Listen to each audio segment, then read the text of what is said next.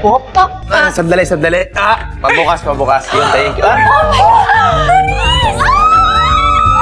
God! Nice to meet you, Tol. I love Irene. I love you too. There's so much boom. Ayoko na. Yes. I hate to say this, Mr. Fidel E., whatever your name is, but your idiotic and yes, misogynistic outburst is quite annoying. Ew, I hate your smile. Diba? Pre, alam ko, suntok sa bando. Langit ka, lupa ako. Aircon ka, kanal ako. Okay ba? Binibining Clay, tinatangi kita. Iniibig kita, binibining Clay. Kaya ko mag-isa. Hindi ko kailangan ng escort. Hindi naman ako katulad ng iba dyan na paduday at alagain. You have a date looking like that? Who's your date? Mama mo. Mama ko? Mama ko? Babu.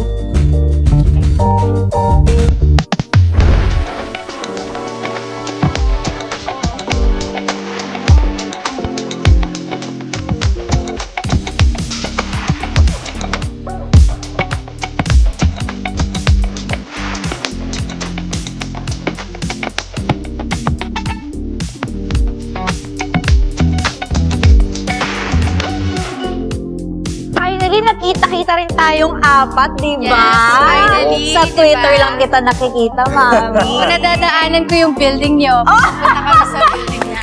Borda. Oh, yes! And Macon. Yes! First time nyo bang maging part ng love team or dati ba naging part na kayo ng love team? Ako nagka-love team na ako before. Okay. And, sino? Upakan kita. Para ba? Okay. May difference ba? Yes, sobrang laki ng difference. Kasi before yung previous love team ko, I was so young and it was a love team that was on screen that kind of bleeded into reality. So parang gano'n. Oo. Medyo may paggawa ng kanta. Okay.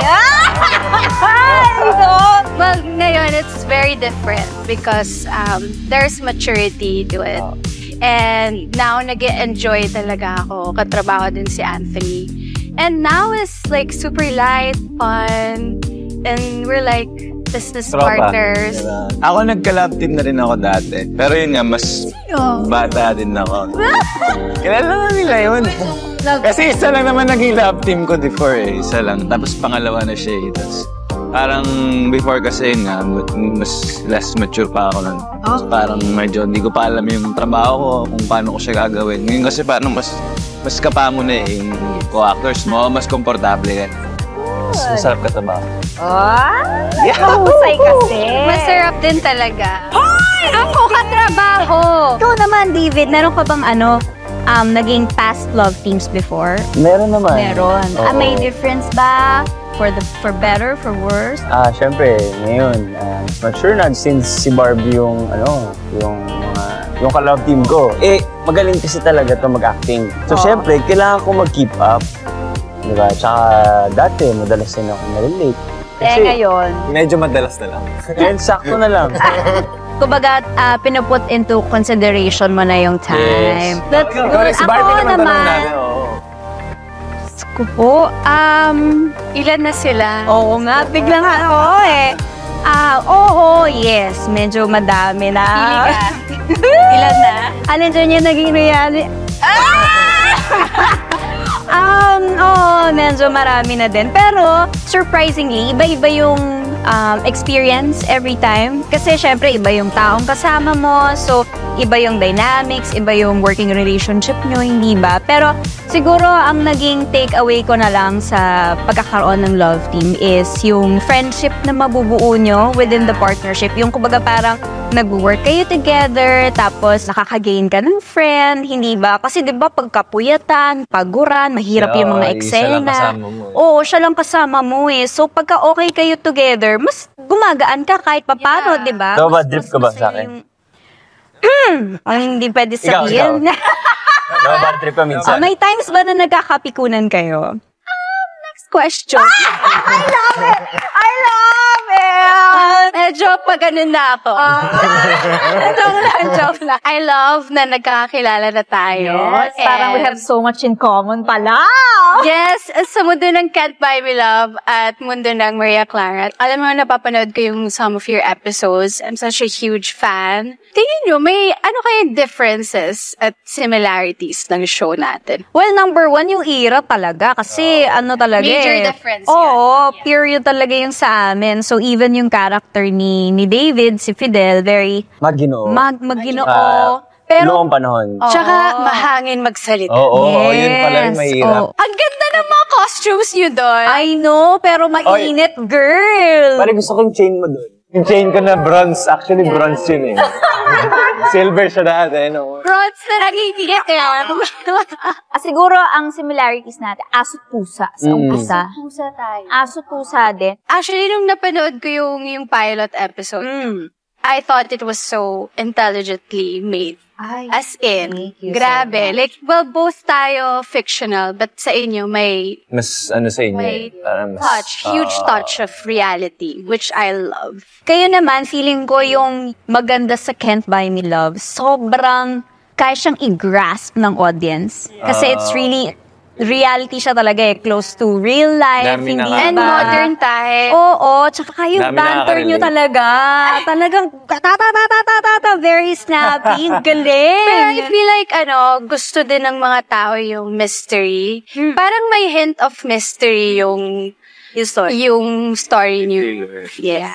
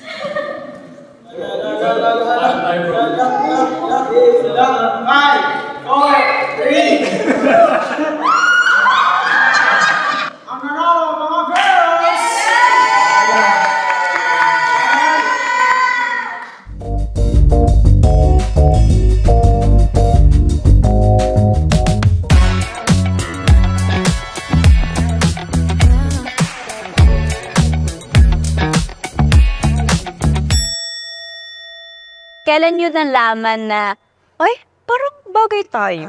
On screen. Eksena ba? Or kunyari yung camaraderie nyo, parang, ay, swak tayo, gano'n. Feeling ko, after namin ma-shoot yung mga first few scenes namin together. Agad! First few scenes pa lang. Alam ko yung sa binuwat kita eh. Oo, Dun. parang, there's something. And then, nagchikahan kayo before the scene or hindi? Parang hindi masyado.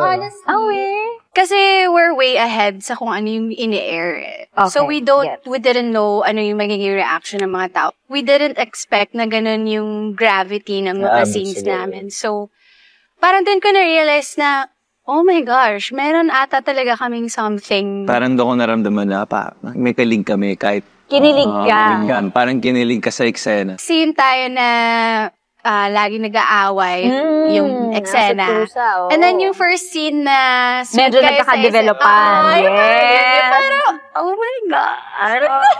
Gato pala pag-suit si Snoop. Well, nagka-work na ba kayo before? Yes, dati. Okay. And then, since nung na-pair up na kayo at nagkaroon kayo ng chemistry together, was there any, moment na nag-adjust kayo sa isa't isa? Major. Talaga? Major adjustment. Kasi obviously, iba yung personality namin, diba? Man of few words. Close to none, diba? Yung words. Ayan, kayo nag-jive. Parang yung first ever public appearance namin as love team. As love team. Nung nasa red carpet kami, parang yung sinasabi namin, anong gagawin natin dito? Holding hands ba tayo? Kasi hindi siya character. Parang biglaan talaga. So parang nung nasa red carpet na kami, parang, Bahala na, magsama na tayo dito. Para sa inyo, ano yung mas madali? To make people kilig or to make people laugh? ewan ko, madali siya both. For me personally. Kasi ako, pag nag-shoot ako, or pag kunwari may eksena ako, I make sure I am happy and present.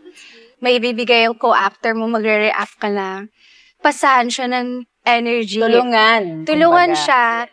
And, sorry for the language, but I think you have to really flirt with each other on screen. Wala namang defensive ka naman masyado. Just to clarify Okay. Tama ka, madali, both. Pero para sa akin, na-enjoy ko pag nakakapagpasaya ka ng tao. Patawa, comedy. Kahit walang camera, di ba? Parang, ang fulfilling niya pag nakakapagpasaya ako ng tao. Kapag naman nagpapakilig, mag-work siya if okay kayo nung ka-eksena mo. Yeah. Yes. Siguro mas may effort lang kasi may kasama ka eh. So, dapat mag-glue kayo together. Hindi pwedeng ikaw lang, hindi pwedeng siya lang. Dapat saluhan kayo. I think it's also very natural for you to make people laugh because you're funny then in person. Yeah, thank you. Thank you so much. I try my best. Natatawa na nga ako eh. Wala pa. Hindi, sorry. O ikaw naman, anong mas madali sa'yo? Yung dumating on time o yung magpakilig? Pagpakilig siguro. Yun, pag pogi kasi ganun eh. Pag cute lang tayo. Pag cute lang pala. Yung sinabi mo kanina yung parang being present. Yeah. So, yesterday, I was watching yung clips nyo. Tapos, meron ako nakitang scene where magkausap kayong dalawa, nasa phone ka. Parang nakita ko lang, ang galing mo doon like super in the moment ka during that time. Yeah. Pero I think kasi yung pagpapatawa, natural siya eh. Kailangan natin isipin na galing din talaga sa mga writers and directors. Kaya kinikilig yung mga audience. Siyempre, mas madali magpatawa para sa akin. Kasi yun yung ginagawa ko na before. Mas comfort zone ba yun? Mas comfort zone siya. Okay. Kasi minsan kahit magpatawa ka lang, minsan kinikilig pa rin eh. Yeah. Pag na-feel mo siya, it means maganda yung eksena. Ano naman yung next para sa inyong dalawa? After ng Maria Clara at Ibarra, itong Pulang Araw ang susunod namin. And very exciting siya kasi it's another period drama. This is said to be the biggest serie of GMA this 2024.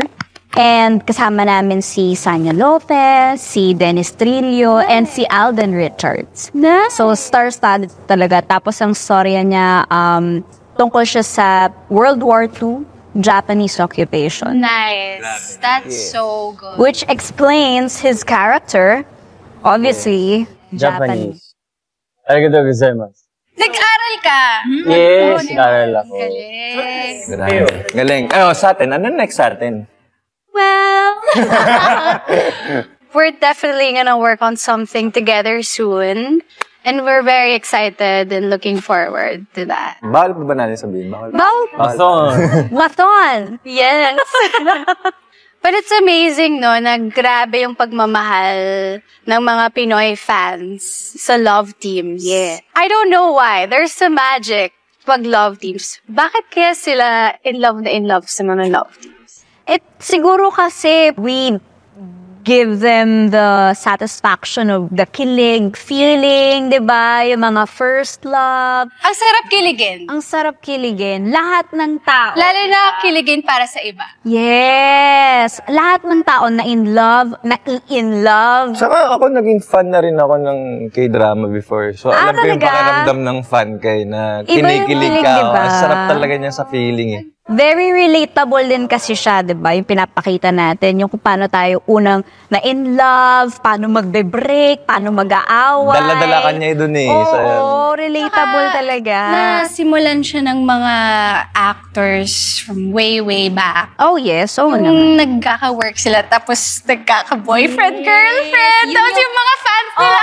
May nababaliw. Talagang nilook forward ng supporters, di ba, ng audience. Hindi ko ano siya eh. Like, it's a form of like an escape. Kaya nakakatuwa na nakapagbigay tayo ng, you know, like... Yes. O, di ba yung mga stress sa work? Oo, tsaka iba nagsasabi na meron daw silang anxiety, tapos because of us, and I'm sure... Actually, may ganun din. Di ba? Na nakakatulong tayo sa kanila. So, we're super grateful na may love team. That's true.